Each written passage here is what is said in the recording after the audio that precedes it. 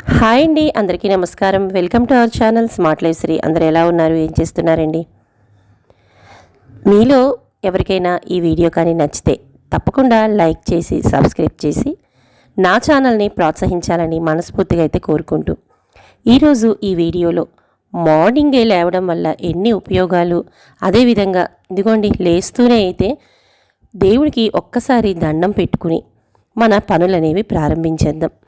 ఇక పొద్దున్నే ప్రతిసారి నా వీడియోస్లో మన ఛానల్లో చూపించే విధంగానే మార్నింగే, అది కూడా ఎర్లీగా ఇంచుమించు ఒక 5 గంటలకైతే లేస్తే మాత్రం పనులన్నీ కూడా మన బాధ్యతతో కూడుకున్న పనులు మనకి చాలా ఉంటాయి కదండి. పొద్దున్నే ఎక్కువగా ఇంటి ఇళ్ళకి బాధ్యత అంటే ముందు ముఖ్యంగా చెప్పాలి అంటే పిల్లల్ని స్కూళ్ళకి పంపించడం, హస్బెండ్ని ఆఫీస్ పంపించడమే పెద్ద బాధ్యత కదండి. మరి అవే అనుకుంటే వాటితో పాటు ఇంటిని చక్కదిద్దుకునే ప్రతి పని కూడా మన బాధ్యతే. ఇంట్లో ఉండే ఆడవాళ్ళైనా, ఆఫీసులకు వెళ్ళే ఆడవాళ్ళైనా, ఎవరైనా కొన్ని బాధ్యతలు అనేవి ఇంటికి తప్పనిసరిగా చేయాల్సిన పనులు కొన్ని ఉంటాయి కదండి. వాటిని మనం సక్రమంగా ఎటువంటి టెన్షన్ లేకుండా చిటికెలో పని అయిపోవాలి. చిటికె అని అంటారు కానీ ఏదో నానుడికి నోటికి వచ్చిన చిటికెలో అవ్వకపోయినా టెన్షన్ లేకుండా బాధ్యతగా పనులు చేసుకుని చక్కబెట్టుకుని మన పనులన్నీ సాఫీగా నడవాలి అంటే ఈ విధంగా మనం ఒక ప్లానింగ్ అనేది వేసుకుంటే మాత్రం తప్పకుండా నిజంగా చిటికెలోనే పని అయిపోతుందండి. ఇక వ్లాగ్లోకి అయితే వెళ్ళిపోదాం. మార్నింగే అయితే లేచాను. ప్రతిసారి నాకు ఇంచుమించు సండే తప్ప వారానికి 6 రోజులు మాత్రం మార్నింగ్ 5కి గంట కొట్టినట్లు లేవాల్సిందేనండి. లేచిన తర్వాత నా పనులు అనేవి ఒక్కొక్కటిగా ప్లానింగ్ ప్రకారం అయితే ఈ విధంగా అయితే చేస్తూ ఉంటాను. అందుకే సక్రమంగా ఎటువంటి టెన్షన్ లేకుండా బాధ్యతతో కూడుకున్న పనులన్నీ కూడా ఆల్మోస్ట్ అయితే ఈ విధంగా అయితే ప్లాన్ చేసుకుంటానండి. మార్నింగ్ లేచిన తర్వాత చూపించాను కదా, ముందర వాకిలి అంతా ఊడ్చి ముగ్గు పెట్టుకోవడంతో నా పని అనేది ప్రారంభమవుతుంది. ఇక గదులు ఊడ్చే ముందరగానే వాషింగ్ మిషన్లో బట్టలు అనేవి ఆన్ చేసేసుకుని లిక్విడ్ వేసి ఆన్ చేసి నా పనులన్నీ అయ్యేలోపు అది ఉతికేసి ఉంటుందండి వాషింగ్ మిషన్ కాబట్టి నా బట్టల పని కూడా అయిపోయింది. ఇంకా చాలా వరకు చాలామంది అనుకుంటూ ఉంటారు, ముందర ఈ పనులన్నీ చేసేసుకుంటే బాక్సులకి టైం ఎక్కడ ఉంటుంది, అవ్వదని. అందుకే వ్లాగ్స్లో ప్రతిసారి చెప్తూ ఉంటానండి, మనం టైము మనకి 1 గంట మనది కాదు అనుకుని ముందర లేస్తే మాత్రం మనకి దైవారాధన అంటే ఇంత పొద్దున్నే చక్కగా దీపం పెట్టుకుంటే మాత్రం మనకి మనతో పాటుగా మన ఇంటికి కూడా పాజిటివ్ ఎనర్జీ అనేది తప్పకుండా అయితే వస్తుందండి. అందుకనే మార్నింగే 1 గంట మనది కాదు అని లేస్తే మాత్రం పనులన్నీ ఫటాఫట్ మని చిటికెలో అయితే అయిపోతాయి.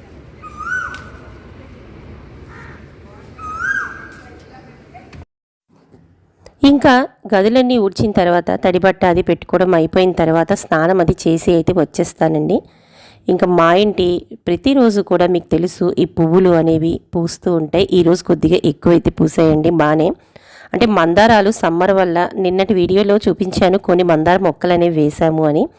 సో ఇంకా నెమ్మదిగా అయితే వస్తూ ఉంటాయండి, అవి కూడా ఢోకా లేదు. ఇక్కడ ఇటువైపు అయితే పువ్వులు చాలానే వరకు పూస్తున్నాయి. సో ఈ విధంగా పువ్వులన్నీ మన చేతితో తెంపుకుంటే పూజ చేసుకుంటే మాత్రం ఆ తృప్తే వేరండి. ఏమంటారు మరి? ఇంకా ముందు రోజు నైటే నేను సామాన్లన్నీ పెట్టేసుకోవడం వల్ల వంటకి అనేది పెద్దగా నాకు ప్రాబ్లం అనేది అనిపించదు.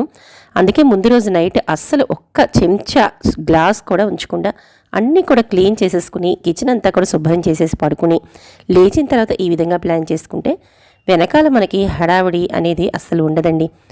చెప్పాం కదా, భగవంతునికి దీపారాధన చేసుకుని కొద్దిగా పాలు ఉంటే కాచిన పాలను కూడా నైవేద్యం పెట్టుకోవడం నాకు అలవాటండి.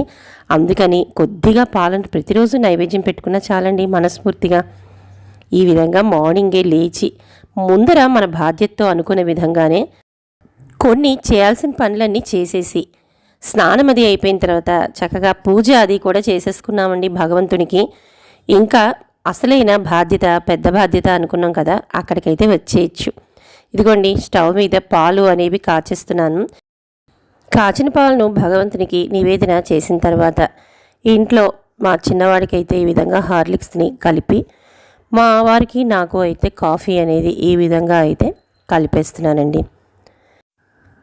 మనం ఇందాకడ అనుకున్న విధంగానే ఎస్పెషల్లీ బాక్సులు ఇంట్లో హడావిడి అంటే ఇంచుమించు ఇప్పుడైతే బాక్సులు బిజీ అందరికీ ఉందండి ఇంట్లో. ఎందుకంటే ఆఫీసులు కానీ స్కూళ్ళు కానీ కొద్దిగా దూరం అయితే ఉంటున్నాయి. కాబట్టి ప్రతి వాళ్ళ ఇంట్లోనూ పొద్దున్నే కుక్కర్ విజిల్ మోగాల్సిందే కదండి. అందుకనే ఇక్కడ అయితే ఒక పక్కన ఇడ్లీ అయితే పెట్టేశాను. ఇంకా ఈరోజు ఫ్రైడ్ రైస్ కింద చేయడానికి అందులో కాంబినేషన్ కర్రీ కింద బేబీ కార్న్ అయితే ఇస్తున్నానండి కర్రీ. దానికోసం అయితే ఈ విధంగా కుక్కర్ని కూడా ఎక్కించేసి ఇక ఇడ్లీకి కాంబినేషన్ చట్నీ, పల్లీ చట్నీని అయితే ఈ విధంగా ప్రిపేర్ అయితే చేసేసాను. ఇంకా అసలైన పెద్ద పనులు మెయిన్ అయితే అయిపోయాయి కదండి ఇక్కడ. ఎందుకంటే బాక్స్ కోసం రెడీ చేసిన లంచ్, అదేవిధంగా టిఫిన్లోకి కావాల్సిన చట్నీ, ఈ విధంగా అనుకున్న వన్నిలో పెద్ద పనులు అయితే ఇక్కడతో నాకు కంప్లీట్ అయితే అయిపోయాయి. ఇంకా తర్వాత పని కిచెన్ క్లీనింగ్ అనేది అందరికీ పెద్ద సమస్య. కానీ నేను ఇక్కడ ఒక థంబ్నెయిల్ అయితే చూపిస్తున్నాను కదండి ఈ వీడియోలో. అంటే వరుసగా ఒక 2 థంబ్నెయిల్స్ కనిపిస్తున్నాయి కదా. ఈ 2 వీడియోస్లో కూడా నేనైతే ప్లానింగ్ ప్రకారం అయితే కిచెన్ క్లీనింగ్ అనేది ఏ విధంగా చేసుకుంటాను, వంట చేసుకుంటూనే కూడా పెద్దగా పని అనేది పెట్టుకోకుండా నాది ఎప్పటికప్పుడు పని అనేది ఎలా అయిపోతుంది అనేది కూడా నేను ఈ ముందు 2 వీడియోస్లోనే అయితే అప్లోడ్ చేశానండి. చూడని వాళ్ళు ఎవరైనా మిస్ అయిన వాళ్ళు ఉంటే ఖచ్చితంగా చూడండి. చాలా వరకు అయితే యూజ్ అవుతుందని అనుకుంటున్నాను. అంటే నా వరకు నా ప్లానింగ్ అయితే ఈ విధంగా ఉంటుందండి. ఇలా చేసుకుంటే కొద్దిగా పనిభారమైన తగ్గుతుంది అని చెప్పి మాత్రం షేర్ చేశాను.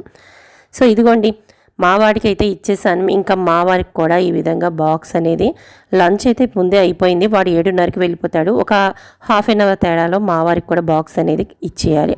సో ఆయనకు కూడా ఈ విధంగా కట్టేసి బాక్స్ అనేది ప్రిపేర్ చేసి ఇంకో బ్యాగ్లో అయితే పెట్టేశాను. ఇంకా వాళ్ళదే ఆలస్యం అండి వెళ్ళిపోవడం. వాళ్ళందరూ వెళ్ళిన తర్వాత ఇదిగోండి మొత్తం ఇంకా అంటే మార్నింగే లేచిన తర్వాత మనకి ఉన్న పనుల్లో ఆల్మోస్ట్ నాకు తెలిసి ఇక్కడికి 80% పని అనేది అయిపోయిందండి. ఎందుకంటే మనకి బాధ్యత అని పక్కన పెట్టే కన్నా, అంటే బాధ్యత అనుకోవచ్చు, లేదంటే పని అనుకోవచ్చు, ఏదైనా అనుకోండి. బాధ్యతతో కూడుకున్న పని అనుకున్నాం కదా, ఇవన్నీ మన బాధ్యతలే కదా.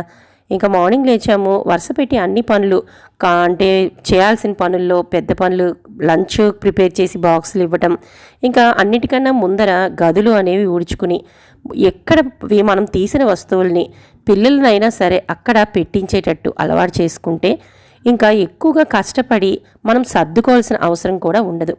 ఇన్ కేస్ వాళ్ళు ఏదైనా హడావిడి బిజీలో వాళ్ళు వెళ్ళిపోయినా అవి వెంటనే వాళ్ళందరూ వెళ్ళిపోయిన తర్వాత ఇలా చక్కబెట్టేసామనుకోండి, అంటే వాళ్ళు ఎక్కడ వదిలేసిన బుక్స్, పెన్స్ కానీ, లేదంటే తుడుచుకుని వదిలేసిన టవల్స్ కానీ, లేదు వాళ్ళు చదువుకుంటూ వదిలేసిన బుక్స్ కానీ, ఇలా ఏదైనా అనుకోండి, లేదంటే మనమే ఒక్కొక్కసారి తాగేసి మంచినీళ్ళ గ్లాస్ కానీ, లేదంటే కాఫీ కప్ కానీ అలా పెట్టేస్తూ ఉంటాం. ఇవన్నీ ఎక్కడికక్కడ అలా వదిలేసామనుకోండి, మరకలు పడిపోవడంతో పాటు మనకే బద్ధకం అనేది వచ్చేస్తుంది కదా. ఇంకా అలా కాకుండా మనం ఎప్పటి పనులను అప్పుడు క్లియర్ చేసేసుకుంటే ఈ విధంగా మన ఇల్లు అనేది చూడటానికి మనకే మానసిక ప్రశాంతత అనేది చాలా వరకు ఉంటుంది. చూడండి, ఒకసారి ట్రై చేసి చూడండి. పొద్దున్నే పనులన్నీ ఫటాఫట్మంటూ ఒక ప్లానింగ్ ప్రకారం చేసుకున్న తర్వాత ఇక్కడ అందరినీ పంపించిన తర్వాత ఇప్పుడు ఇంటికి సంబంధించిన ఒక మంచి పాజిటివ్ ఎనర్జీని ఇచ్చే ఇలాంటి పనులన్నీ కూడా వరుసగా పెట్టుకుంటానండి. ఇప్పుడు నాకు ఇంకా అంటే నేను ఇప్పటి వరకు ప్రతి వాళ్ళం కూడా పరుగులు పెడుతూ అలసిపోతే అయితే ఉంటాం కదా. ఇంకా ఇప్పుడు గదులు ఊడ్చుకోవడం కానీ నెమ్మదిగా ఇవన్నీ చేసుకుంటే ఈ వేసవకాలానికి ఇంకా అలసట అనేది వచ్చేస్తుందండి. కాబట్టి వరుసగా పొద్దున్నే యాక్టివ్గా ఉంటాం. చాలా అంటే మనకి ఎక్కువగా శక్తి అనేది మార్నింగ్ లేచిన తర్వాతే ఉంటుంది కదా. ఇవన్నీ కూడా మనం పనులు చేసేసుకుంటే ఇంకా తర్వాత టైం అంతా కూడా మందేనండి. ఇప్పుడు ఈ విధంగా ఉన్నప్పుడు ఉర్లిలో ఉన్న మార్చాల్సిన పువ్వులు ఇవన్నీ కూడా మార్చేసి చక్కగా ఇంటిని అయితే డెకరేట్ చేసేసుకుని కొద్దిగా ఒక 15 to 20 మినిట్స్ అయితే రిలాక్స్ అయిపోయి నాకు కావాల్సినట్టుగా ఏదైనా సాంగ్స్ వినడం కానీ ఇవన్నీ చేసుకుని అలసట మొత్తం తీర్చుకున్నాక ఇక కిచెన్లోకి అయితే వచ్చి సర్దాల్సిన సామాన్లన్నీ సర్దేసి వండుకున్న ఏవైనా గిన్నెలు ఇలాంటివి ఏమైనా ఉన్నాయంటే అప్పటికప్పుడు తోమేసి వెంటనే అయితే క్లియర్ చేసేస్తానండి.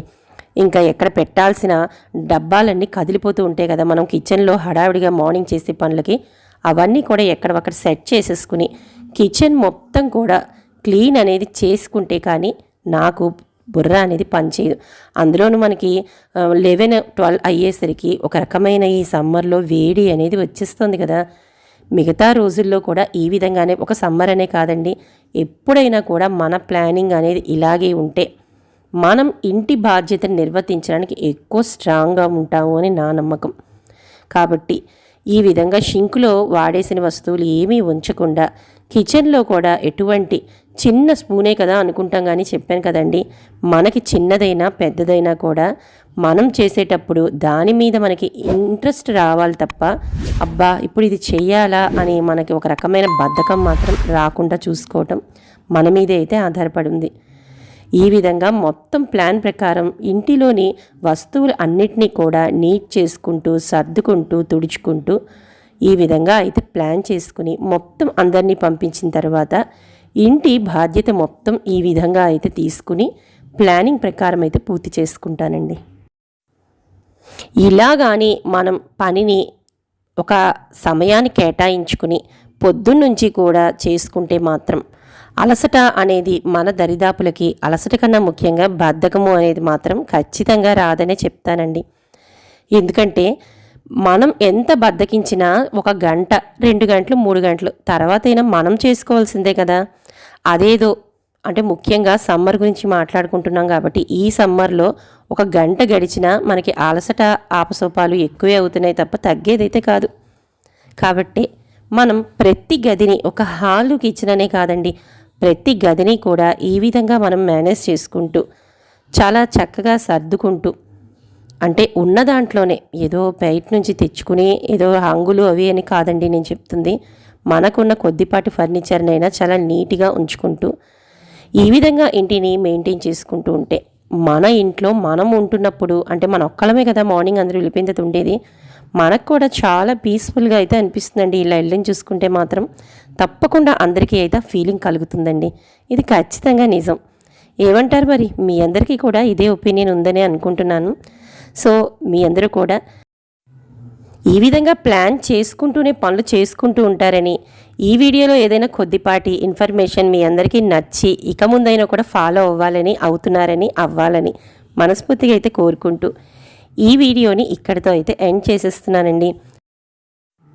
మీలో ఎవరైనా కొత్తగా ఈ ఛానల్ని చూస్తున్నట్లయితే తప్పకుండా సబ్స్క్రైబ్ చేసుకుని పక్కనే ఉన్న బెల్ ఐకాన్ని క్లిక్ చేస్తే నేను పెట్టే వీడియోస్ మీకు నోటిఫికేషన్ రూపంలో అయితే వస్తాయండి.